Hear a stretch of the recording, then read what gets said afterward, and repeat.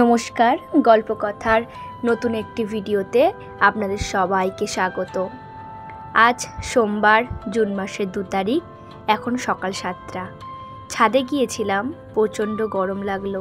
নিচে চলে আসলাম, এসে গ্লাসে 1 গ্লাস জল ঢাললাম। জল ঢেলে বাইরের প্রকৃতি দেখতে দেখতে জলটাকে শেষ করলাম। আমার সকালে শুরুই হয় খালি পেটে 1 গ্লাস জল খাওয়ার মধ্যে দিয়ে। জল খেতে খেতে বাইরের দৃশ্য দেখার মজাই আলাদা। তারপর একটু বিশ্রাম নিয়ে যোগাভ্যাস করতে বসলাম। যোগাভ্যাস করা আমার মনে হয় বাচ্চা থেকে বুড়ো প্রত্যেকেরই দরকার, তাদের সামর্থ্য অনুযায়ী, ক্ষমতা অনুযায়ী। যার শরীর যেমনভাবে টানবে, যেমনভাবে চাইবে, অন্তত আধ ঘন্টা হলেও তাদের যোগাভ্যাস করা দরকার।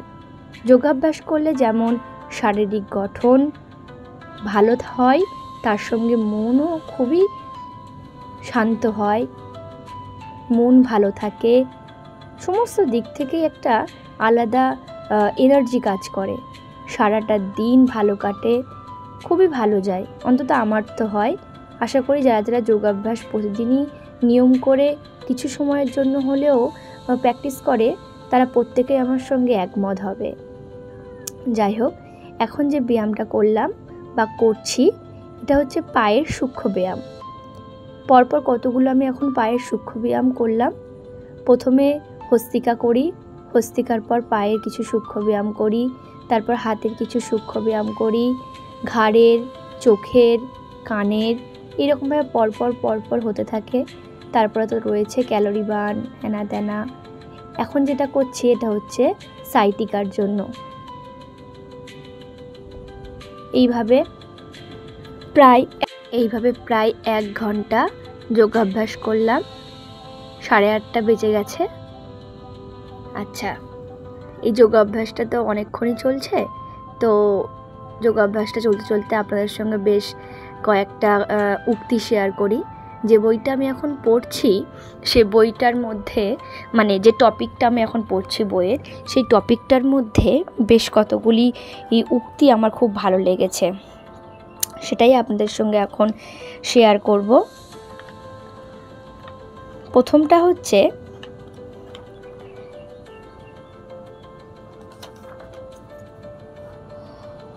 ভগবান শ্রী সত্য সাই বাবা বলেছেন, মানুষকে হতে হবে শ্রীকৃষ্ণের বাঁশির মতো সোজা। তার ভেতরে কোনো কুটিলতা, আত্মগৌরব, অহমিকা থাকবে না। এই বাঁশিতে ঈশ্বরের নামরূপ ফু পড়লেই তা পরিণত হবে মধুর সুরে।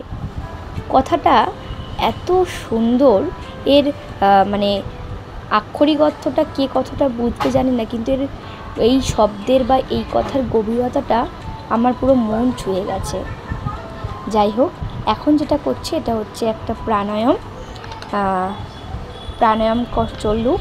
প্রাণায়াম করতে করতে আপনাদের সঙ্গে আর একটা কথা শেয়ার করি, যেটা খুব ভালো লাগলো, বা বলতে গেলে আর একটা উক্তি শেয়ার করছি, যে উক্তিটা খুব ভালো লেগেছে।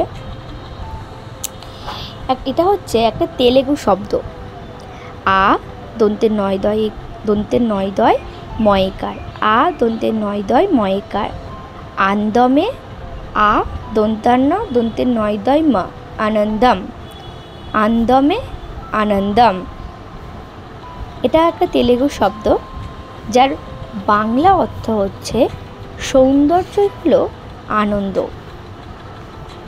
যেমন আমরা যখন পুরীতে বেড়াতে গিয়েছিলাম, তো ওখানে যারা গাইড, মানে যে সমস্ত গাইডদের নিয়েছিলাম, বা যে গাইড ছিল, সেই গাইডের সঙ্গে যখন চলছিলাম, তখন বলছিল ঢাইকিরিকিরি ঢাইকিরিকিরি। তো তখন সেই মুহূর্তে ঢাইকিরিকিরি শব্দের মানে আমরা বা আমি জানতাম না বা শুনিনি।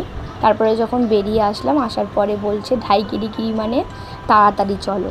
জানি না এটা ঠিক না ভুল। পরবর্তী সময় কোনো একটা জায়গায় বা কারোর কাছ থেকে শুনছিলাম যে না, ঢাইকিরিকিরি মানে নাকি তাড়াতাড়ি চলা নয়। তারপরে সত্যতাটা যাচাই করতে আমি যাইনি।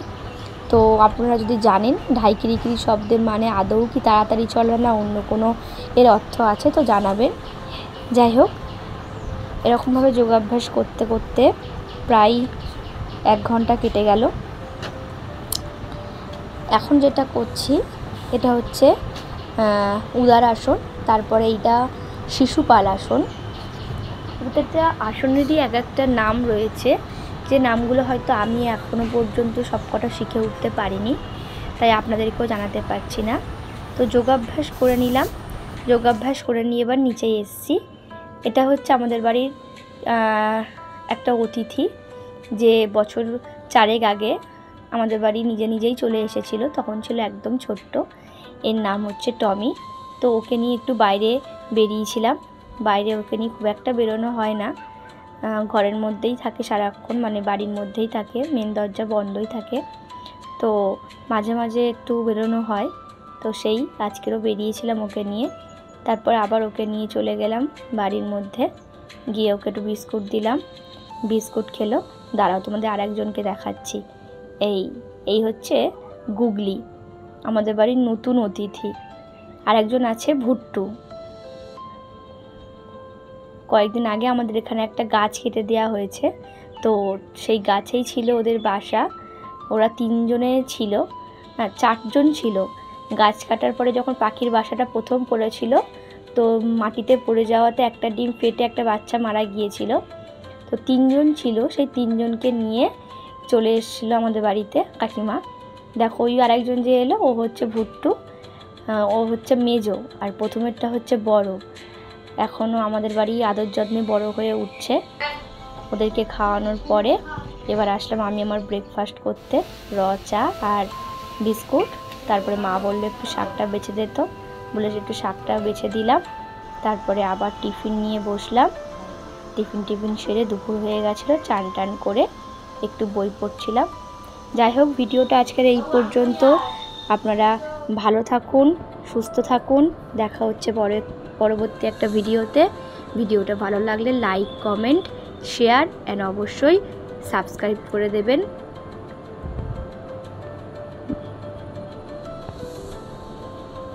ততক্ষণ টাটা, বাই বাই।